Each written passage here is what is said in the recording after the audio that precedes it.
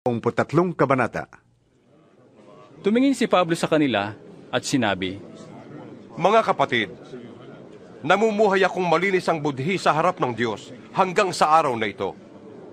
Pagkarinig nito'y iniutos ng pinakapunong pari na si Ananias sa mga taong nakatayo sa tabi ni Pablo na sampalin ito sa bibig. Sinabi ni Pablo, Hahampasin ka ng Diyos. Ikaw na mapagkunwari. Nakaluklok ka riyan upang hatulan ako ayon sa kautusan. Ngunit labag sa kautusan na ipasampal mo ko. Sinabi ng mga nakatayo roon, Nilalapastangan mo ang pinakapunong pari ng Diyos!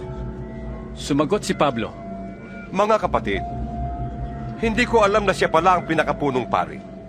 Sapagkat nasusulat nga, huwag kang magsalita ng masama laban sa pinuno ng iyong bayan.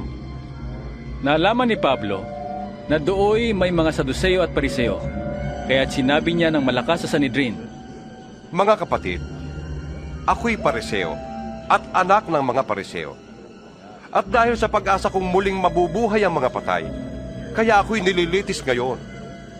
Nang masabi ito ni Pablo, nagtalo-talo ang mga Pariseo at ang mga Saduseo, at nahati ang kapulungan. Sapagkat ang paniwala ng mga Saduseo ay hindi na muling mabubuhay ang mga patay at walang anghel o espiritu. Subalit ang mga Pariseo na may naniniwala sa lahat ng ito. At lumakas ang kanilang sigawan. Tumayo ang ilan sa mga tagapagturo ng kautusan na kapanig ng mga Pariseo at malakas na tumutol. Wala kaming makitang pagkakasala sa taong ito. Anong malay natin? Baka nga kinausap siya ng isang espiritu o isang anghel. Naging mainitan na ang kanilang pagtatalo at natakot ang pinuno ng mga sundalo na baka bugbugin nila si Pablo. Pinapanaog niya ang mga kawal, ipinakuha si Pablo at ipinapasok na muli sa himpilan.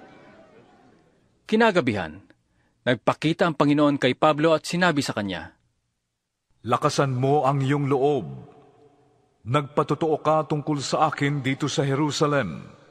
Ganyan din ang gagawin mo sa Roma. Kinaumagahan, nagpulong ang mga Hudyo at nagsumpa ang hindi kakain o iinom hanggat hindi nila napapatay si Pablo. Mahigit na 40 lalaki ang nanumpa ng ganoon. Pumunta sila sa mga punong pari at sa mga pinuno ng bayan at sinabi nila, Kami ay buong taimtim na nanumpang hindi kakain, ni iinom, hanggat hindi namin napapatay si Pablo. Kaya hilingin niyo at ng Sanhedrin sa pinuno ng mga sundalo na ipanawag uli rito si Pablo. Idahilan yung sisiyasatin yung mabuti ang kanyang kaso. At sa daan pa lamang ay papatay na namin siya. Ang balak na ito'y nalaman ng pamangkin ni Pablo na anak ng kanyang kapatid na babae. Kaya't sinabi niya ito kay Pablo. Tinawag naman ni Pablo ang isa sa mga kapitan at sinabi, Samahan nga po ninyo ang binatilyong ito sa inyong pinuno, sapagkat meron siyang gustong sabihin. Sinamahan nga ng kapitan ang binatilyo sa pinuno ng mga sundalo. Sinabi niya, Tinawag po ako ng bilanggong si Pablo at pinasasamahan sa inyong binatilyong ito, sapagkat may sasabihin daw siya sa inyo. Hinawakan ng pinuno sa kamay ang binatilyo, dinala sa isang tabi at tinanong, Ano ba ang sasabihin mo sa akin? Sumagot siya, Pinagkasunduan po ng mga Hudyo na hilingin sa inyong iharap si Pablo sa Sanhedrin bukas at kunwari sisiyasating mabuti. Ngunit huwag po kayong maniniwala. Tatambangan po siya ng mahigit na 40 tao na nanumpang hindi kakain o iinom hanggat hindi nila napapatay si Pablo. Handang-handa na po sila ngayon at pasya na lamang ninyo ang hinihintay. Huwag mong sasabihin kanino mang ipinaalam mo ito sa akin. sabi ng pinuno ng mga sundalo, at pinauwinan niya ang binatilyo. Ang pinuno ay tumawag ng 2 kapitan at sinabi sa mga ito, Maganda kayo ng 200 kawal. Pasamahan ng 70 kabayuhan at 200 maninibat upang magtungo sa Cesarea ngayong alas 9 ng gabi. Maganda rin kayo ng mga kabayong sasakyan ni Pablo at ihatid niyo siya kay Gobernador Felix. Ingatan niyo siyang mabuti. At lumiham siya ng ganito, Sa kagalang-galang na Gobernador Felix mula kay Claudio Lysias, kumusta ka? Ang lalaking ito'y hinuli ng mga Hudyo at papatayin na sana. Nalalaman kong siya'y isang mamamayang Romano, kaya't nagsama ako ng mga kawal at iniligtas siya. Sa hangad kong malaman kung ano ang sakdal laban sa kanya, pinaharap ko siya sa Sanhedrin. Nalaman kong ang paratang sa kanya ay tungkol sa ilang usaping may kinalaman sa kanilang kautusan at hindi sapat na dahilan upang siya'y ipapatay o ipabilanggo.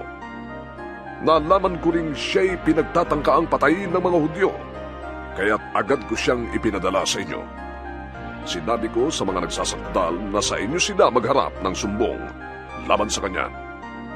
Sinunod nga ng mga kawal ang utos sa kanila. Kinagabihay kinuha nila si Pablo at dinala sa Antipatris. Kinabukasan, nagbalik na sa himpilan ang mga kawal. Ngunit nagpatuloy ng paglalakbay ang mga kabayuhan upang ingatan si Pablo.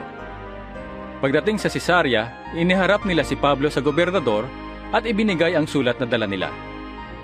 Pagkabasa sa sulat, tinanong ng gobernador si Pablo kung taga saan siya. At nang malamang siya ay taga Cilicia, kanyang sinabi, "Iringgin ko ang kaso mo pagdating ng mga nagsasakdal sa iyo."